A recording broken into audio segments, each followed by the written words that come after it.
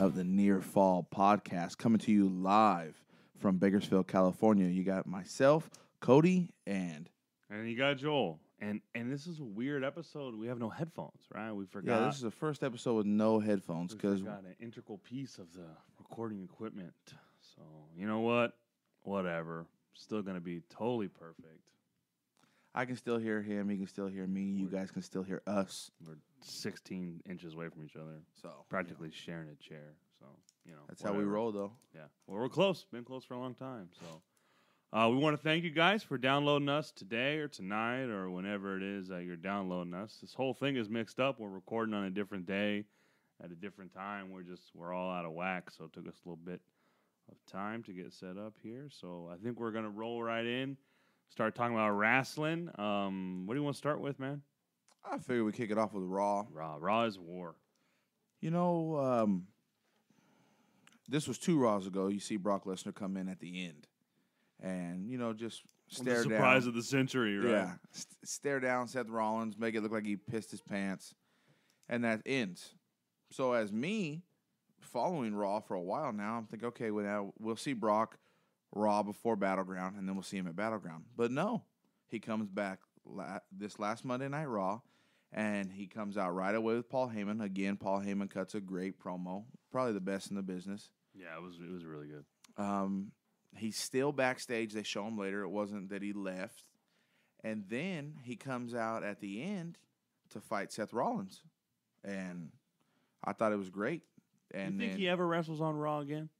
No, it's been 10 years since he's had an actual match. So, but he wasn't with the company the whole time. So yeah, true. But no, I think, like they said before, Vince said in an interview with Stone Cold on the podcast that I use him in little pieces, so he's always a big draw. If you see him every week, the big draw goes nobody away. Cares about that. Yeah, I agree with that. I like his botched pedigree on Raw, though. That was good. Yeah, you had mentioned before off air that Seth Rollins shouldn't be doing the pedigree, and I agree because I think he should still be able to do the curb stomp. It was a great move. It was a cool move. But, a little too much setup, though. Sometimes it teetered between, being halfway realistic and being far too set up. But either way, nobody sold that move like Cena either. Yeah, he would be jumping 12 feet in the air. Rollins almost couldn't get his foot on it. The pedigree, I don't think that was Seth's fault. I mean, you could tell he was struggling to get those big old arms back. Yeah, those big old freaking look like legs. But he got him back. It was Brock who wouldn't flatten out. He left his knee there. But I know Brock sold the pedigree before. Yeah, I'm sure he has. Yeah. So I don't know what was up with that. I thought Raw, all in all, was kind of weak. I did like the John Cena, Kevin Owens, Rosetta Stone segment where that was pretty funny. But one thing I don't like, and maybe it's just because of his background, is Kevin Owens' farmer tan. And I know that might make me sound a little, whatever, a little light in the loafers. But, man, you're on live TV in front of millions of people. Tan your arms, dude. You're wearing cutoffs all the time. How could you have a farmer's tan? Did you not see Brock Lesnar's oil field tan? Mm-mm. He had the glass sunglass tan, the raccoon eyes? Yeah, the raccoon eyes. That's ridiculous, dude. Tan your arms. Okay, you don't show up with your arms all out of whack. Tan. But he's Canadian. I don't even know if they can tan. He can tan because his forearms are tan. I mean, I get it, man. You don't want to take your shirt all the way off, so your arms aren't going to be tan. Trust me. We're there. Yeah, I live with that. But at the same time, dude, you gotta tan those arms. I did like how he spoke French. Mm-hmm. To making fun of Cena, like, oh, you can't get behind a fight unless it's anti-America. So here it is. Then Cena won up to him. Yeah, that was real nice. I would have liked some translation though, some closed captioning. I don't speak French or Chinese. So. But that match at Battleground is for the belt. Think he wins? If he drops the belt, he's going to drop the NXT title. He's got to. He can't keep carrying it forever. No, he can't. But does he drop it this weekend at the 4th of July in Japan? Yeah, for sure. If he drops it, then yeah, he could win it. But if he still has the NXT belt, he won't win it. I mean, unless they want to unify him, and they're going to get rid of NXT. Nah, hell no. But I can't say he wouldn't if he has the NXT and he has the U.S. I think title. it's less likely, but then again, fuck, we don't know. I mean, who knows? Yeah, you don't know what the hell Vince is gonna do. No, they're doing some stupid shit. But the thing is you got Triple H running one, Vince running the other. So he might still want Kevin Owens to be the title holder in NXT, and Vince says, "Hey, guess what? Yeah, sorry. Yeah." But you had said that Brock Lesnar's also going to fight in Japan, but he's fighting Kofi Kingston. Yeah, Kofi Kingston, dude. That's just a dumb match. That's like a 5-second match. Maybe, I don't know. Yeah, I don't know what the point is. If you're bringing in Brock and he's supposed to be the beast that he is, and he was destroying Roman Reigns for the first 10 minutes of their match at WrestleMania, murdering Cena at SummerSlam, but then Kofi Kingston gets a good solid 15-minute match, that kills all of Brock's credibility. Yeah, for sure. I don't like that matchup. I mean, for obvious reasons. But I don't know what is going on there. I guess we'll have to wait and see. I think we're going to try to pull an all-nighter and watch it, but I think I'm going to Disneyland on 4th of July, so... I don't have to watch it live. I want to watch it live, but I don't know if I got the Absolutely. stone. I'm old. Yeah. You know what I mean? I'm getting heavy eyes at 10:30. Like, I just can't stay for awake. sure. But we'll see. I mean, I think it's going to be a really good show. I would like to see Balor win the title. And the thing is, with the NXT title, if he doesn't drop it to Balor, who's he going to drop it to? Because Samoa Joe's not going to be NXT champion. No. He's going to go right up to the main roster, breaking necks all the way up. He's already started his list. Yeah. Well, you know what's the worst thing about that? Obviously, it's terrible for TJ, but we wish him a speedy recovery. But For you that don't know, TJ is Tyson Kidd. yeah, well, we're on a personal level. Yeah, you know we what are. I mean? You know, so I don't think you use the character name when you're talking about injury, right? You got to use the real name, right? Yeah. Like when Stone Cold broke his neck, I was wishing speedy recovery to Steve Williams. Yeah. Well. Which that's like an adopted name, anyways. But he ain't a speedy recovery. You're looking at least a year because he had that fusion surgery. So he's looking at least a year if he ever comes back. Because I think that's similar to what Stone Cold had, and he came back, but he was different. He was different. He wasn't the ringmaster anymore. Now, do you think with this injury, granted it's horrible, because Tyson Kidd is a great wrestler, coming from the Hart Foundation. Didn't actually train in the dungeon though, but No. they say that he did, but he didn't. But he had a really good thing going with Cesaro. So does Cesaro get fucked now? Is he just Cesaro's like the other Uso guy. He's a Might as well have him jobber? on commentary. He's not even a jobber. He's not going to be on TV. Well, he was on TV. He had that really good match with Owens. Yeah. That was a good match, but I don't know. He doesn't have a character. That's the problem with Cesaro. Is like he's just like some foreign dick. But it's And not that's his like fault, Like it's No, not his it's fault his fault. because Vince was on the Stone Cold podcast talking about he doesn't know if he has the it factor or something. And then he tried to drop a pipe bomb the next week and he they botched it. Yeah. Oh yeah. He botched it.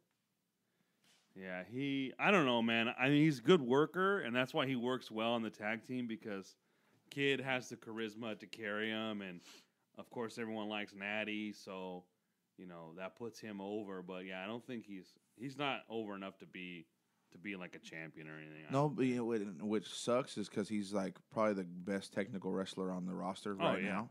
Oh, for sure. He's great, dude. But so I think he's better off working in a tag team. That's where he needs to be for sure. But what I was getting at, and I kind of got way off topic, was that they didn't even get any money from the match where Kid got his neck broke. It was a dark match, and so you have Samoa Joe come and wrestle Tyson Kidd for whatever reason in a dark match, and then he breaks the dude's neck, and now Tyson Kidd's screwed. Yeah. I don't know. And now, that just is a bad deal for me, I guess it's better than it happening on live TV. That would have also sucked. Yeah. But it sucks all the way around because you'd like to think Samoa Joe didn't do it on purpose. yeah, I don't know. I don't know any Samoans. And yeah, I don't know. It's a bad deal, dude, all the way around. It's a real bad deal. But that's kind of a downer. I mean, I think you got one more downer on the page, so why don't we I got get a that out of couple the more way? downers, dude. I got a couple more downers. We got Eric Rowan. He's got a torn bicep. He's going to be out 6 months, which sucked. They never got to really utilize him, the little half-assed Wyatt family reunion that they had in the works. Yeah. So that's squashed. That's the done deal. That ain't happening. Then you've got Daniel Bryan. Word has come out that his injuries are concussion related. So it's not like, hey, just take some time off and heal up. It's like, hey, your brain is fucking scrambled eggs. So Yeah. Well, what do you think, man? if it's a concussion thing with everything that's going on in the NFL, some of these NFL players that are getting paid, I don't think that they're really as serious as they Some lead of that on. NFL stuff's a work, dude. But then you got a guy like Junior Seau who kills himself because of the concussions and everything. So it's a real thin line. It's a slippery slope. You don't want to mess with it.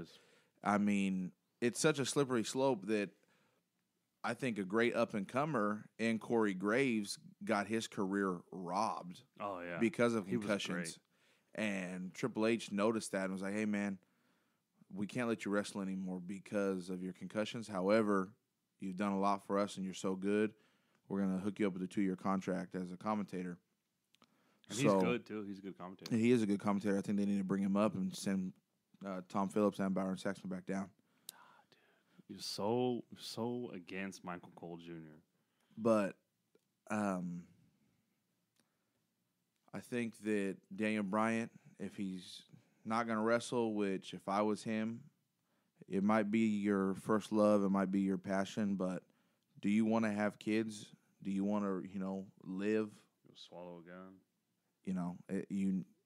Is that an appropriate way to talk about suicide? I don't give a shit, I think you need to hang it up. You need to come back out and say you're retired for good. Pull an edge. Give an edge speech, and WWE is going to take care of you, or at least they should. Yeah, they definitely should. If not, you can go back to Ring of Honor. Yeah, but what are they going to do with you? I don't know. Something. Maybe be a motivational speaker. Yeah, I don't know, man. I mean, you could always use a commentator. He'd be no good as a commentator. He'd be like Peyton Manning as a coach, or when you've got that kind of like Michael Jordan trying to build a team, like he sucks at it. But if you put him at the NXT to train, in the background. But you got to have him on TV, dude, because everyone loves him. Yeah, but I'm saying like some of training is showing the move, and he goes to show a hip toss and lets the guy hip toss him. He hits his head on the canvas, gets another concussion. Dead. So maybe William Regal is the general manager of NXT? Something like that? Well, let's kick his old foreign ass out and get an American in there. Oh, dude, William Regal's bad, dude. He's he's a boring wrestler, but... Yeah, I don't know. I think if he comes back and he has to change his style, a la the aforementioned Stone Cold Steve Austin, I think that will make him boring.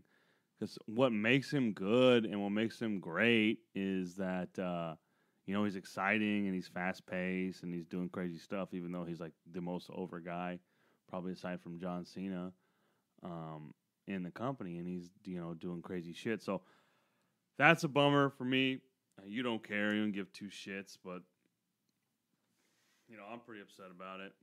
So we'll see what happens with that. Yeah, well, we could talk about... Just give us your last downer so we can get back to upbeat. You want to talk about the Nature Boy's passing? Buddy Landel, the Nature Boy, a different Nature Boy. And so I saw this the other day. I think you had mentioned it last time we talked on the telephone, on the telly. So the Nature Boy, Buddy Landel, I don't think he was the first Nature Boy. He came up around the same time as Ric Flair. But so he started dating Barry Orton's sister, who Barry Orton is Randy Orton's grandpa. Or great grandpa, maybe? I don't know. It's his grandpa, I think. Either way, so they would talk about wrestling when he swung by and came over and whatnot. And so he eventually started training wrestling, and he was an amateur wrestler in high school, and he dropped out. And, he started training with Boris Malenko, who was Dean Malenko's dad, and an Olympian named Bob Roop. And yeah, he started Mid-South 1979. He actually was a pretty big star, man. He did a lot of feuds when he was at NWA and Jim Crockett Promotions. And in '85, he wrestled a main event against Ric Flair, which broke the Elvis Presley's attendance record. And did they bill that as Nature Boy versus Nature Boy? I don't know, because I don't know. I'm not sure. It doesn't. I'm just reading off Wikipedia or what I researched there. But he was set to win the NWA heavyweight title from Flair in '85, but he had a falling out, like I think so many have, with Jim Crockett, and he ended up leaving the company. Yeah, for sure. But yeah, so he came back. I guess he had some personal stuff that he was dealing with, and he headlined the last sold-out show in the Mid-South Coliseum, which is like wrestling's Graceland. He was back there working with Bill Dundee and Jerry Lawler. Came back to NWA in 1990, and that's when they started the Battle of the Nature Boys. He wrestled a gauntlet match with Ric Flair in November 1990, and they dropped the storyline later because he had personal problems. So he ended up, kind of bouncing around some independents through the early to mid-90s, and ended up coming to WWF, started the same day as the Ringmaster. Oh. Yeah, better known as Stone Cold Steve Austin. And from there, he just kept ripping off Ric Flair's character until he retired. He used the same entrance music. He wore the robe and everything. So he was on Raw a little bit. He wrestled a World Heavyweight Championship match, WWF against Bret Hart in '96. Well, that was about the time Bret Hart was having his falling out too. Yeah, right? It was close to it. Yeah, it was close to the end. But he got injured shortly after his debut on Raw, tore his quad, and by that time he was already, up there in age. And so he worked commentary for a little bit, and that was pretty much it. Passed away well before his time. He was in his mid-50s. Yeah, but, 55, I believe. It was a car crash. So, oh, yeah? Yeah. He actually, this is how much of a hard ass that he was. He crashed his car, and instead of going in an ambulance, he drove himself to the hospital and passed away at his home a couple days later. So sad news to hear. If you look, if you go to Wikipedia and check him out, you could see that he's got a whole list of championships here. Somebody I'd never heard of until today, or not today, but until, I started looking into it. But,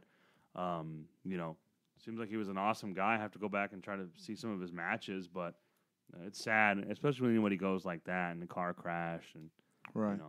It's unfortunate. So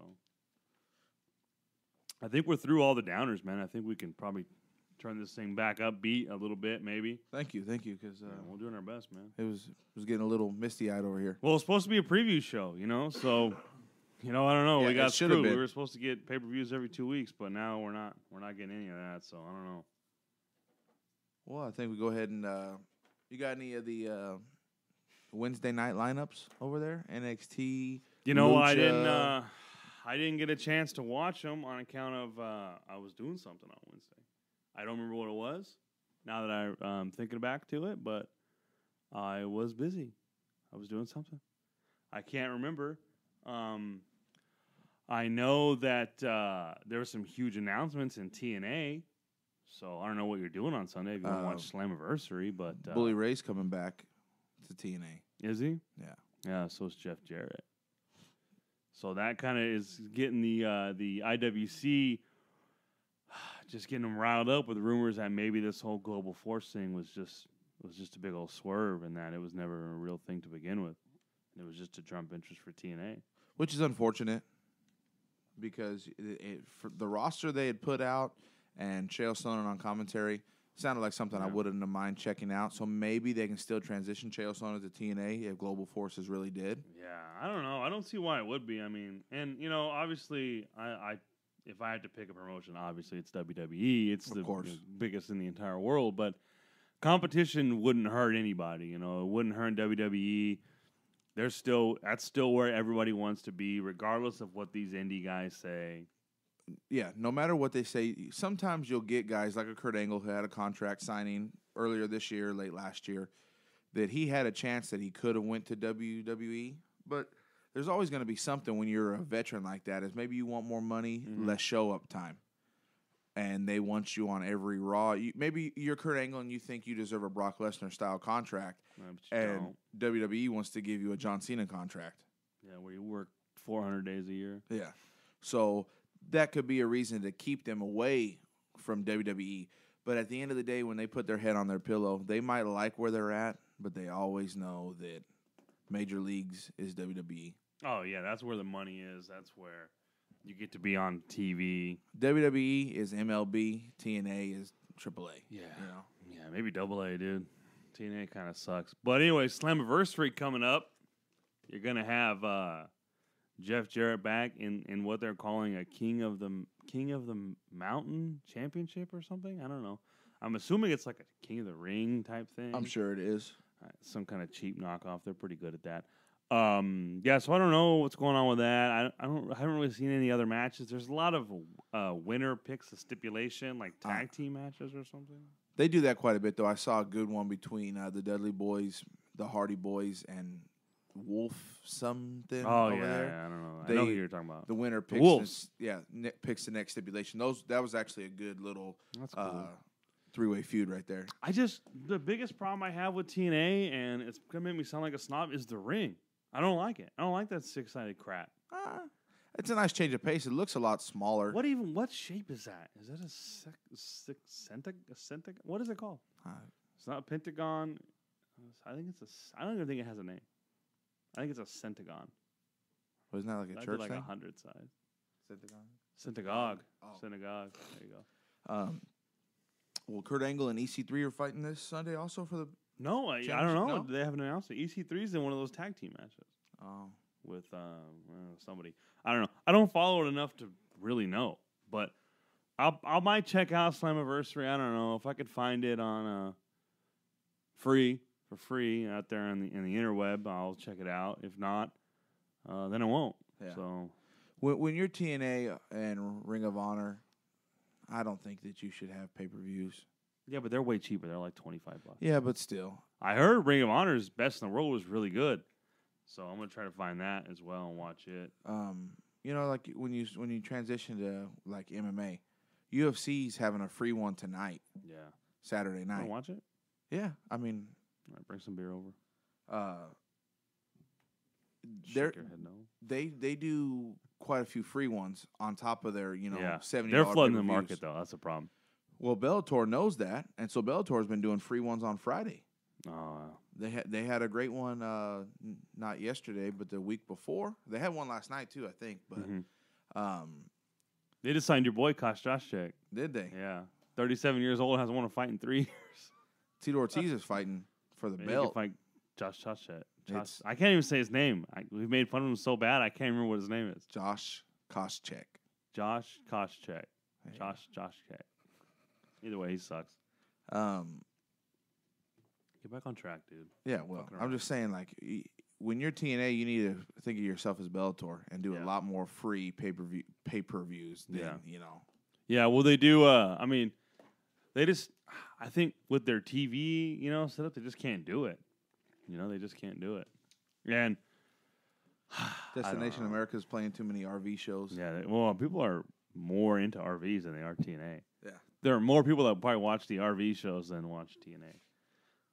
I'm excited. I'm pretty sure that Lucha Underground's Ultima Lucha, which is like their finale, is coming up pretty soon. So that should be good. The only problem I have with Lucha Underground is it's a little bit too much like a novella for me. For those of you that don't know what a novella is, it's like a Spanish soap opera. It's a little too far-fetched. And I heard somewhere, I think it was on Jim Ross's barbecue sauce hype show, that it cost them $400,000 to make an episode. Wow. You're not going to get a second. They still haven't announced the second season. But let me stop you right there before you say that Lucha's a little too far-fetched, because if we go back, Mark Henry and Mae Young had a hand for a child. So it was a dark time, dude. let's not say far-fetched. When Mark Henry at the time, probably early 30s, late 20s. He was yoked. Mae Young. Late 90s. Late 90s. And she gives birth to a hand. A right hand. Well, hey. That's the way to go, dude. Right is right, dude. So before we start to well, throw we didn't any watch, stones at far-fetched, I don't work for WWE Creative. They were both far-fetched. That was a stupid angle. Rest in peace, Mae Young. And I don't know what the hands. Did the hand die? The hand's dead. The hand passed? Oh yeah. I didn't even know the hand passed. It had a hangnail and it passed away. Bled out. It was anemic. So, a low birth weight. Oh, man. I don't know. Mark Henry's hand probably weighs a good 8 pounds. Yeah. You know, it wasn't low birth weight. I think they should have done DNA test on the hand because the hand looked a little too white. Yeah, it was white. I mean, it was real light skin. It was white. Like Hustle and Flow, the DJ. He's light skinned. So, yeah, I don't know, man. It's a little far-fetched, I guess, for today's time. Yeah, if it was going on in the early 2000s, it would be, par for the course. But I think when you're talking about the Aztec gods and you got dragons coming back from the dead and all this kind of stuff, I don't know. It's good. The work is great. It's outstanding. It's, I think, a little more exciting in ring than some of the WWE stuff. Not the big shows. WWE does a good job of putting on a good, like, big pay-per-view show. Then they'll come back the next day with a Raw that you're just like, I should just watch the 90-minute version on Hulu. Yeah. Well, I think we'll jump into SmackDown then. SmackDown. The greatest show of the week this week. Best show of the week, I think. Opening promo was good. I like Rollins' promo. He's a good promo. And I liked how they had Ryback come out and just kind of give it to him. Yeah, that was I'm nice. actually calling Flyback now. I don't know if you heard him in that interview with Renee Young on Raw. But, he did that splash to win. Yeah. Which I think is nice because I like when guys win without using their signature moves or their finishers. Yeah. It kind of builds them up a little bit and saves those moves for a more important match, so that's good. But, the big guy splash is going by Flyback now, so. With SmackDown, I thought the opening was superb. It wasn't too long. It wasn't too long. You gave Jamie Noble a little shout out for Brock breaking his ribs. Fragile ribs, dude. You had, I don't know if you noticed, but Joey Mercury was sweating in there. Like, he didn't look good. It was the sweat was running in his eyes. It looked like he was crying out his forehead. And so it's either hot in there, that suit's too tight, or it wasn't good. It wasn't a good look for him, dude. He didn't look very. He was even leaning on the ropes at one point, like the ropes were holding him up. Maybe he was drunk. And I like him. He's a good wrestler. You got Jimmy Uso on commentary, sitting in for Byron Saxton, who's filming Tough Enough right now. Some of my thoughts of that, as I was talking to you off air, was that in the pre-show, we're talking in the pre-show, yeah, which is not televised. Is as it sits right now for that Thursday night episode, all three of your commentators were baby faces. Yeah. Well, the King's a baby face, Uso's a baby face, and then you got Tom Phillips, who's kind of like the mediator. Yeah, he's a nerdy guy. Right. You got to have one of those nerdy guys. So I'm thinking if I'm WWE, you got to turn one Uso or King into a heel. And the King is such a great heel commentator. He did it for years with JR. I think it just goes hand in hand that you make the King the heel commentator because the Uso, like I said, he's a character. He can't change. He was a babyface character, so you can't change him on commentary. Yeah, he can't change. It would be dumb to have him be a bad guy. He's a good guy, eat your veggies kind of guy. So, yeah, I don't know what they're going to do with the commentators. I think they should have, instead of using the Uso, unless the brothers getting ready to come back, and that makes sense to get some buzz about them without having to have him work a singles match. Which the brother got hurt at Mania, so coming up on 4 months, he's been out. So, I thought it was a one-time thing, and then I heard Tom Phillips say that he's going to be there all summer. Why not call up Corey Graves? Yeah. Or give Renee Young a shot. Because you're not using her off stage on SmackDown. You're using that black girl. JoJo. Yeah, JoJo. Yeah. So, NXT ring announcer. She used to be on Total Divas, but I guess she wasn't intriguing enough, so they cut her. So, give Renee Young a shot on commentary. I think what it is they're scared that she's going to put all of them too good, out. Yeah, she's good, dude. ESPN wanted her, and WWE locked her back up. So, what did you think of the Divas match? It was good. Yeah, I liked it was pretty good. It actually, enjoyed it. in between the Divas match, they had a commercial for Total Divas, and I've never watched an episode of Total Divas. Oh, it's good, dude. And somebody throws a drink in Naomi's face, and I'm just like, I want to watch that episode to see who it was. It's actually a good show, dude. It's cool because you get some behind the scenes stuff. So my wife, she likes it because it's like, It's like women's the Kardashians. show. Yeah, it's like Kardashians. But I like to watch it with her because you get some of the behind the scenes stuff. You get to see them backstage messing around. And Well, I've never watched a complete episode, but I saw the episode where Natalya wanted to put her father in rehab, and WWE was going to pay for it. Oh yeah, they pay for all that stuff. I saw that little 5-minute little. They spent over $100,000 putting Scott Hall in rehab over the years. Dude's a freaking habitual addict. Absolutely, it's a sickness. And like I saw somebody on Twitter, and he might be a somebody, but he's definitely a nobody that I know. But he put on there, "I'm gonna quit drinking too," and the reason I saw it was because somebody retweeted it that I follow. But I'm gonna quit drinking too if Scott Hall, DDP, and Jake the Snake can do it, so can I. So are you saying that you're better than them? Like, obviously, if they can do it, I can do it. Pretty sure that Scott Hall can't do it. Yeah, that's part of the problem. Shout out to Scott Hall, man. Get your shit together. Get your fucking act together, Razor. Your fucking act together, dude. Hey yo. I wish I had a toothpick right now. Yeah, I think there's some around here somewhere. Yeah. So SmackDown. But you know what it is though. Also, is Kevin Nash is kind of like an enabler. Yeah.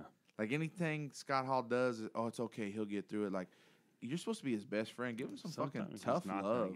Sometimes he's not gonna get through it. He wants to come back. He wants a retirement match. Kevin Nash? Yeah.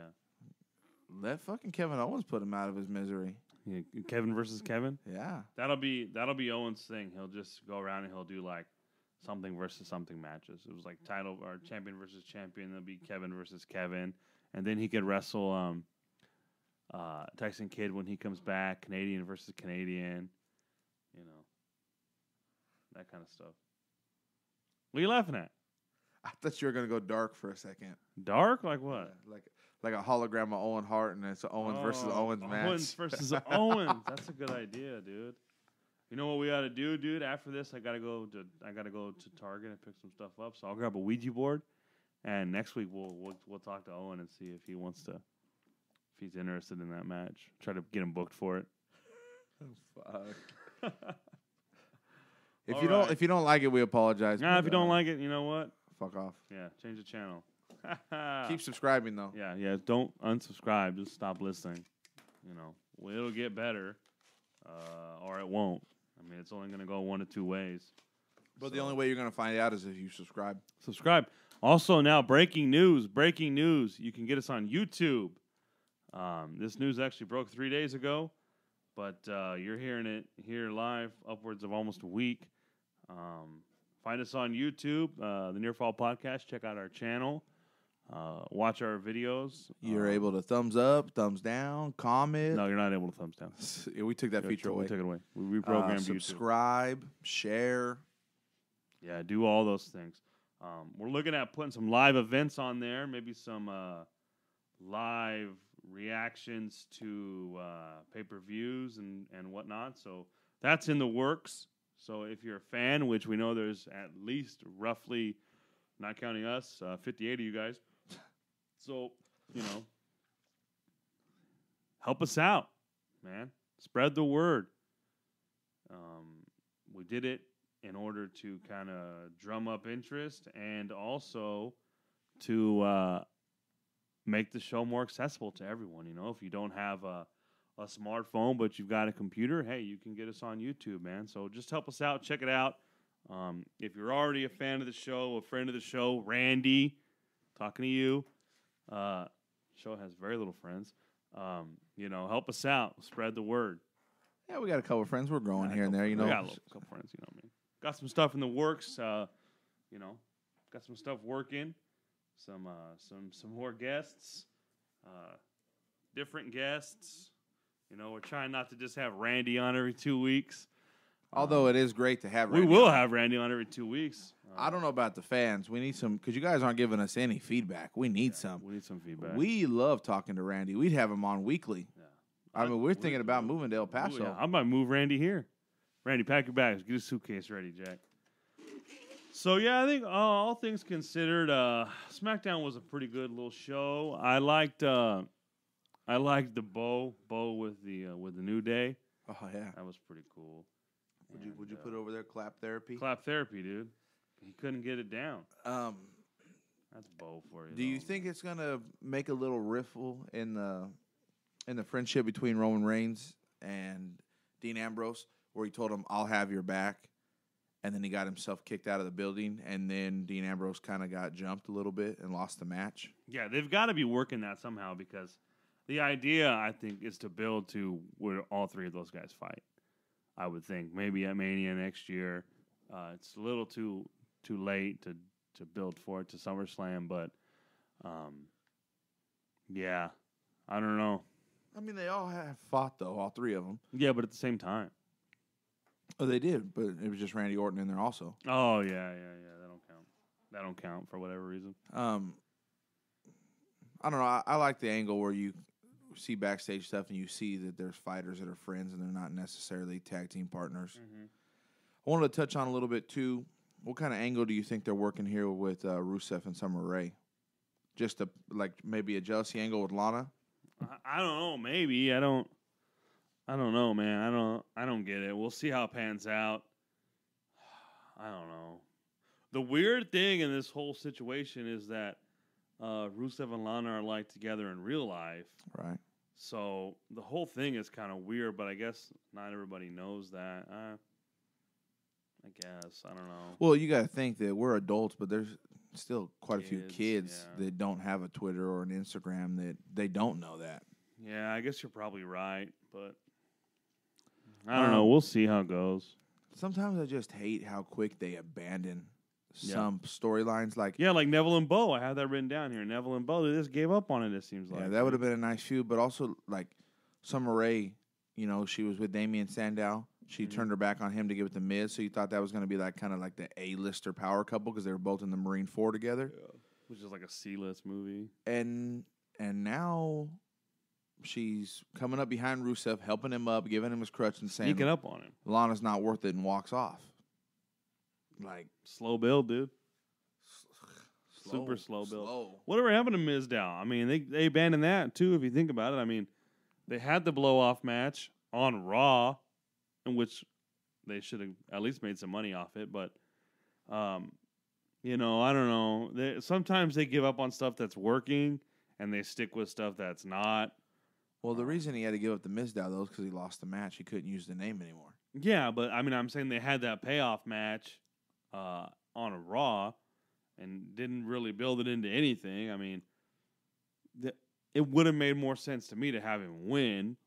Well, also at WrestleMania for the Andre the Giant Memorial, I think they should have worked together to get Big Show out, and then he turned on him and he won. But I guess you got to give that trophy to Big Show at least once. Why? Because he's tall? Well, he's he is the Giant.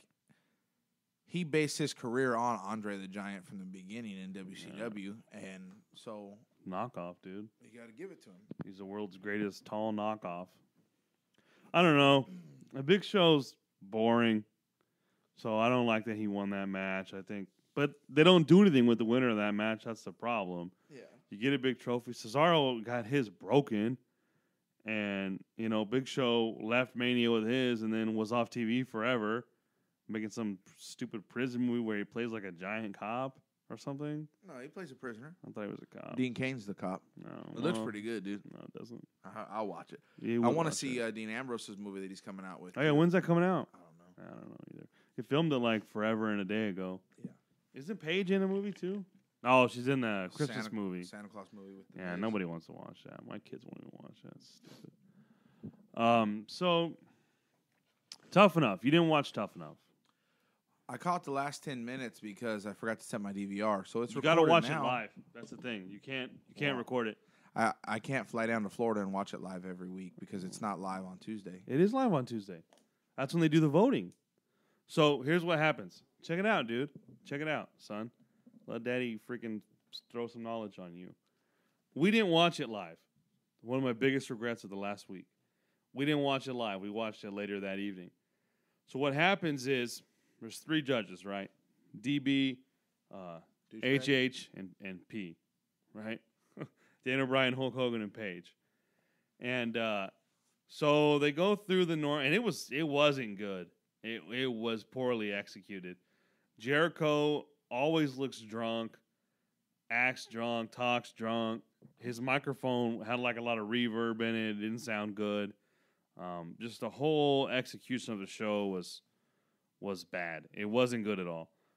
The show itself is cool. Obviously, we like wrestling, so we're going to like the show probably regardless of the production quality. But hell, people like this show regardless of the production quality. So anyways, so what happens is the judges pick 3 people. And they picked one girl, and then they picked the alligator wrestler guy, and this other guy named Hank who kept running his mouth about always being the hammer and never the nail, even though he sucked real bad. So they each pick one person that's like their worst person of the week. And then they go to commercial. And then that's when the voting opens. Then you vote, and they come back from commercial, and they give each person 30 seconds to state their case. And then at the end of the last person's 30 seconds, boom, that's when they tally the votes. Or maybe they go to commercial one more time, and that's when they tally the votes. Person with the least amount of votes, percentage of votes, is Gone Johnson. That's it. You're not tough enough. Goodbye. Hulk Hogan, Daniel Bryan, Paige, they picked their worst. Mm-hmm. Go to commercial, voting opens. Yeah. You come back from commercial, they're giving you their final testimony, mm-hmm. and then you get the votes. That final testimony's bullshit because the votes are already in. Yeah. Maybe it goes to commercial one more time. They're still taking votes that whole time. Right, but if I voted right away when the commercial started, I never got to hear that testimony. Yeah. Maybe I got it backwards. But the voting is open through the testimonies. So, and you can vote X number of times, I think, or something. I don't know. You can vote once per contestant. So if you voted for somebody, and then, because you're voting to save them. Right. So if you vote for somebody, then you change your mind, then you can vote for the other 2 and even out. It's like you never voted. Yeah, you should have just not watched it live then. Yeah. And then my problem with that is we have DirecTV, so we get 5 o'clock. We get East Coast time, just like East Coast does. But so these people that live on the West Coast that have cable, I think it comes on 5 o'clock here. Oh, really? Yeah, no matter what, because you wouldn't be like, hey, if you live freaking west of the Mississippi, you're just boned for Tough Enough, like you're not gonna get a vote. So it's a good show. I mean, these people are not wrestlers, though. I mean, they're just characters. They're not like workers or anything. So we'll see how it goes. I mean, they got a lot of people working down there. That's where Booker T is. I remember a couple episodes ago we were wondering what happened to Booker T, if maybe they got rid of him because of the Owen Hart defies gravity thing or that kind of stuff. But it turns out he just was there. He's going to be there working Tough Enough. So, and the thing is, which is weird, so last Raw, this past Raw, Vince and the creative head dude or whatever, Kevin something or other, they weren't at Raw because they had to be in Orlando for Tough Enough. So that's why Paige wasn't on Raw, and that's it. But so if Paige is going to be a judge, and that's always going to happen on Tuesday, they're probably going to drop her angle with the Bellas. They already have. That's why Alicia Fox fought Naomi with the Bellas out there in the corner and Tamia out in the corner. Yeah. So they've already dropped that feud, and it's going to end up being a 3-on-3 match so that Nikki can keep the belt longer than AJ. Yeah, I don't know. I think they need to bring Charlotte up, man. They could, Charlotte but I mean, Roos. I don't know. It's going to end up being somebody off the roster right now. Ashley Flair. But Byron Saxton took B-Sax. Booker T spot on Monday Night Raw, correct? Mm-hmm. But then Uso took his spot on SmackDown because he was going to Tough Enough. I don't know what he's doing on Tough Enough. Well, that's what they said. That's why the Uso's going to take his spot unless they meant to say he's going to be on Raw for all of Tough Enough. So Uso's going to be on SmackDown. That's probably what they meant because he's not on Tough Enough. I don't know what he would do because Jericho's the host. Drunk Jericho's the host. You think he's drunk? You think he's a drunk? He's got to be a drunk. That puffy body? I don't know. That's a drunk's body, dude.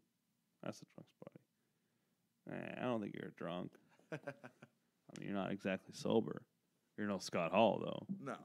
But, yeah, so I don't know, man. Tough Enough. I'm on the fence. Obviously, it's going to be good. I'm going to watch it. I'm going to like it. But I don't know. I don't know if they should do it every year. And they're also still doing the Diva search, which I thought was weird. Why would they have Tough Enough, have girls on there, and then do a Diva search? Unless what they're doing with the Diva search is they're looking for established talent. And they're just someone they're going to bring right up. The person that wins Tough Enough is going to have to wrestle NXT house shows, dark matches forever. Unless, of course, it was me. Straight to the main event of Mania. I saw a meme on Facebook, and it was some heavyset guy that's on Tough Enough, blonde. The alligator wrestler. And they said, "Aren't you worried about your body?" And he said, "No, my first gimmick will suck, and then they'll repackage me like they did Husky Harry." He's that alligator wrestler guy sucks, dude. He's just like a normal alligator wrestler guy. He's not. If that makes any sense at all. What irritates me is that you pick a guy like that, and my boy Randy's just sitting on the shelf in El Paso, drinking root beer, battling with Chase, drinking root beer, trying to stay fraud free, man. So yeah. One big announcement too, which I thought was kind of like a big slap in the face to everybody in the that thinks that they're like some kind of knowledgeable person with the in the internet wrestling community, the old IWC, was that Zig signed a new deal, allegedly at least. Everybody thought they had the inside track. Oh, Zig's gone. He's gone Johnson as soon as his contract's up. Turns out he signed a new one. And you know, I was thinking, well, why would he sign a new contract? He's a mid-carder or whatever, right? Think about it, though. He's getting paid good money because he's marketable. He sells shirts. And when he thinks about it, he doesn't have to be in the main event ever. He gets to be on TV every week, at least once a week, because very, very rarely does a week go by where Zig's not on either SmackDown or Raw.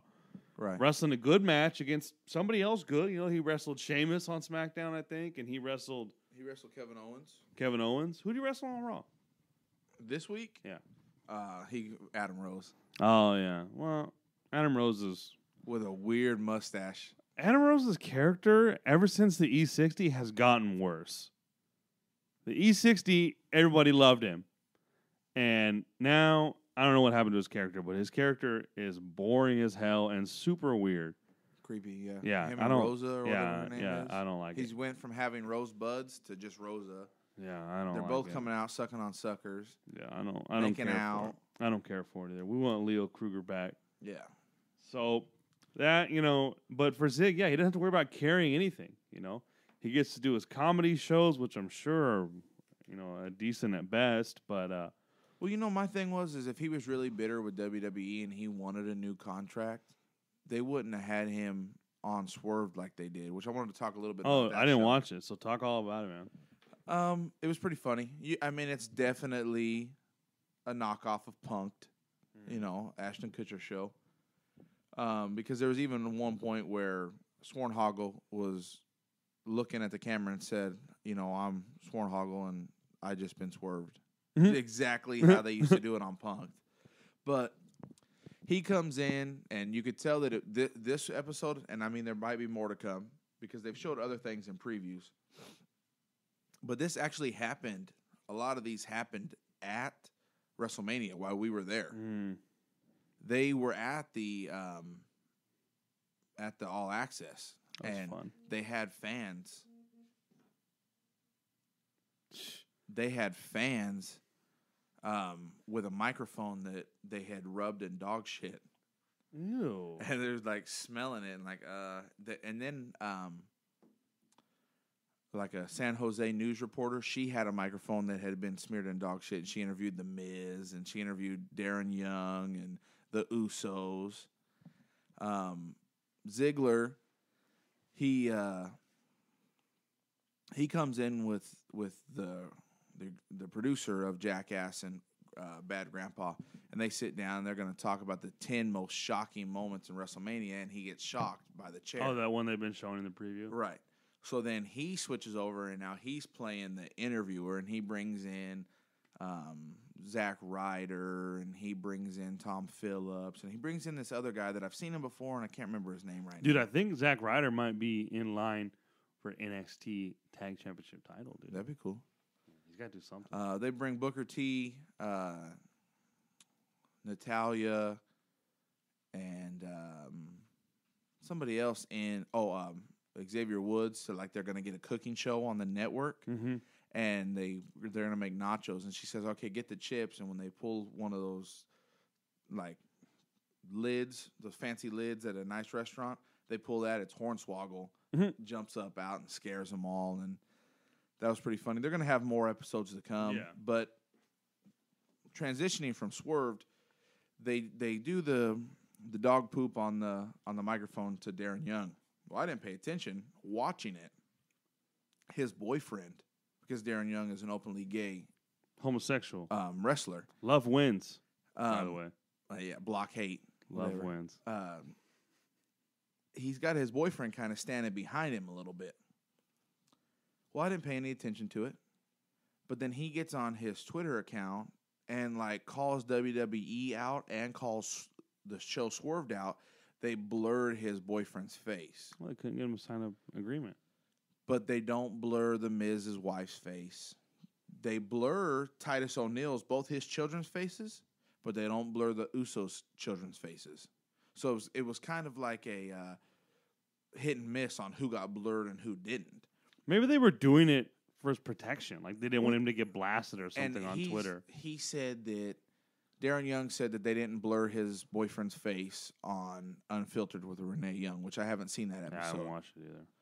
But my thing is and just a regular Joe like me and you put on his Twitter, easy on calling WWE out. They fired people for less. Yeah. And my thing is, they ain't gonna fire him though. You're a homosexual, which I'm fine with that. I mean, just yesterday it's legalized in all 50 states. Yeah. No skin off my back. I don't give a shit. If you want to get married. Get married to a goddamn tree. I don't care. Yeah. But quit like. It's not always about. Oh, you blurred my husband's face because we're gay. No, it's not always about gayness. You are a tag team champion. If they wanted to screw you over because you're gay or because you're black, you would not be a tag team champion right now. No, yeah, for sure. So don't pull the race card every time something doesn't go your way, or now the gay card because something didn't go your way. I agree. Because, I mean, yeah, you know what? It doesn't matter to you at all, but that's one way to get unfollowed. Like, I don't want to hear that shit. No, I don't want to hear that. It's not always about that. I could see, I think they do things for his own protection. Like they took him off the tour that they had in the UAE. Sorry, that was a Apple Watch failure. They took him off the tour they had, like in Abu Dhabi, because they stoned people for being gay there, and he was all upset about that. But like they do some of that stuff for his own protection, and you shouldn't have to protect him, right? Whether you're born that way, we probably shouldn't be getting into this, but whether you're born that way or you choose to be that way, that's the way you are, and you can't change that necessarily, I guess. But you shouldn't need to be protected, but it's the world we live in. Yeah, it's just that's how it goes. Like right now, dude, if we're going to the southern states where it's heavily racist, like, hey, WWE's at the Ku Klux Klan rally. Well, you're not going to put Titus O'Neil on the damn card. No. You're going to bring Stone Cold back for a He's show. Dark black, too. Yeah. Like, Swerved or WWE did not blur your... And he everybody knows you're gay. But he didn't put it as my boyfriend. He put my man. Like, nobody blurred your husband or your boyfriend's face because you're gay. It's It's that simple. They blurred him because they either didn't get the press release signed, or like you said, they didn't. It's a protection thing. But they did show the Usos kids' faces, and they blurred Titus O'Neil's. Maybe they asked them, and the Usos were like, "Yeah, sure, whatever." But Titus O'Neil's kids have been all over Twitter now that he won Dad of the Year. Yeah. But also, this was at the WrestleMania Hall of Fame that they did these interviews. So this was back in March. Titus O'Neil didn't win Father of the Year until May. So I don't know. I think it's just some people are like that, right? No matter what happens, it's always going to be, it's because I'm gay or whatever. Probably getting a little too political here. I think we're at the end of our time. We've reached the end of the show. We're going to wrap this up. Thank you guys for downloading the show today. Feel free to check us out on YouTube. We're the Near Fall Podcast. Check us out on Podbean, which is, I believe, the address is nearfallpod.podbean.com. Check us out there. Check us out on Twitter at NearFallPod. You can find myself, Joel Ramirez, over on Twitter at JoelRam_NFP. You can find Cody on Twitter at Hanley 2006. Boom, Hanley 006, 2006. So we'll be back next week. Probably gonna have the Hand on. Try to resurrect the Hand, get the Hand in here. Couple shout outs. You got any? I got virtually no shout outs, man. My Twitter game was off this week, dude. I had a lot going on in the evening hours, so haven't really had any time to connect with the internet as far as, talking to people on Twitter. You got anything? I got a shout out to that WWE guy once again. He gave us a follow Friday. Happy birthday. Myself, bastard.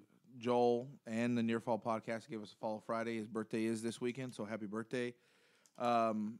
We got a local kid that wants to be on the show. Oh, yeah, Turd Ferguson. Shout out to Turd Ferguson. Yeah, he good friend of the show. He hit me up on Twitter. He's definitely out there promoting us on his Twitter account, so shout out to him. Yeah, he's also got us on YouTube, too. So, we might have old Turd on here next week. We'll see. We'll have to get in touch with his people. The toilet people. We'll have his people call our people. Yeah, call our people Turd. All right, guys. Well, that's it. We're going to wrap this thing up. So we'll see you guys next week. All right, man. Take it easy.